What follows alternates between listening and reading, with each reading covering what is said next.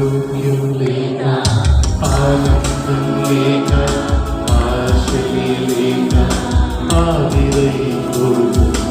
ఆరోగ్యం లేక ఆనందం లేక ఆశలే లేక ఆవిరైపోదు. ప్రజలను దర్శించుమయ్యా, నీ జనులను దీవించుమయ్యా, నీ ప్రజలను దర్శించుమయ్యా.